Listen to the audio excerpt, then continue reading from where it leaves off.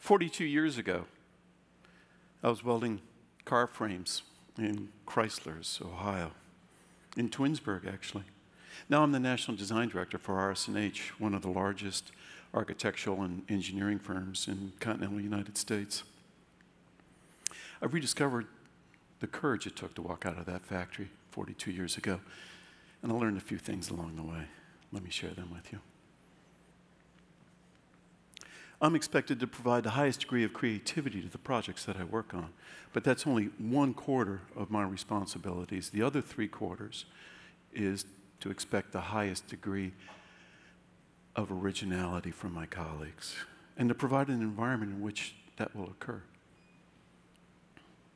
I think we have similar challenges.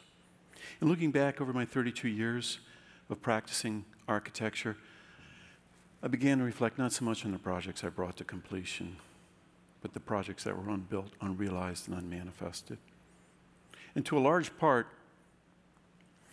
I was responsible because I thought they were too extreme, too out there. I was afraid they wouldn't be understood. And I think this condition goes well beyond architecture. We all have buildings unbuilt, songs unsung, stories unwritten, ideas unadvanced.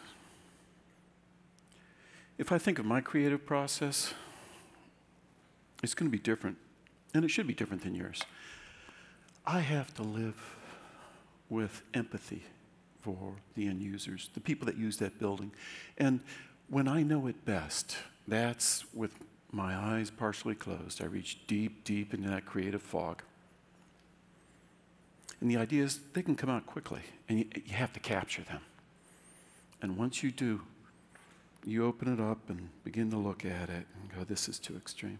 Here we go again.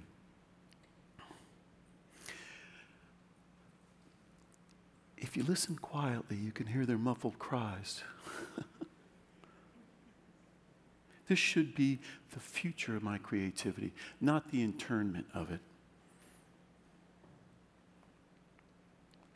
If you flip through and you look at your pieces, there's a few that I wish I had put out there.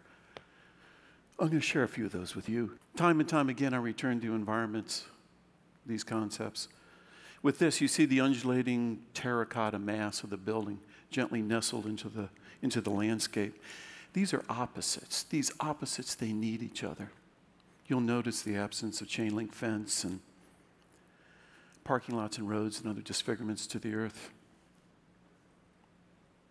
In the next piece, art, fashion, architecture, industrial design, graphic design, these related arts, we need each other. We feed off of each other. We're hungry for each other. In this piece, just the beautiful colors and shapes, and they form an enclosure in the park. It was pretty.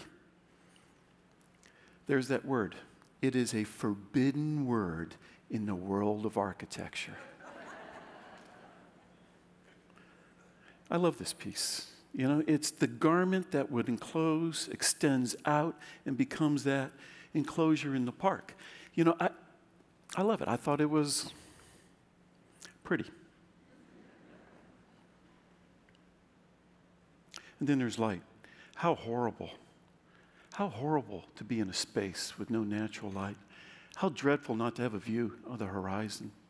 In this, I was less interested in manipulating shape and form, but it was the manipulation of light that intrigued me.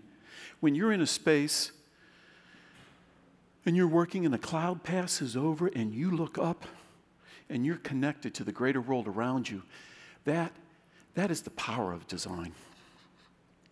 Within this piece, there's cast glass, colored, and the light passes through and strikes the ground, and then the next one slowly sweeps across, and then the next. You see it, you are part of it, you are connected. It repeats itself day after day, year after year, for perpetuity. This piece recently found its way into a proposal. Within our community, incredible opportunities exist to transform the city that we're in. we must have the courage to listen to the voices and to bring about the bold ideas that are going to be necessary to address our environmental issues, our urban sprawl, and our transportation issues. Healthy Urban Ecosystems. This project, which was our international design competition submittal, looked at urban sprawl in Jacksonville, and it's situated on the frail edge of the St. Johns River. Healthy Urban Ecosystems. The structure, like complex human bones carrying its load path down to the ground, the structure able to conduct rainwater to the most remote locations, the cladding of it able to remove impurities from the environment.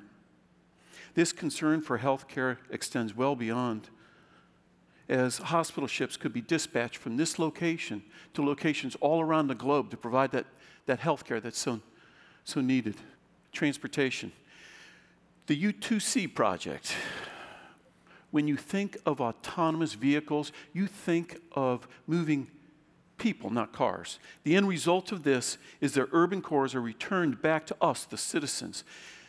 And the effects of this is every chance encounter stitches the fabric of our community more tightly together.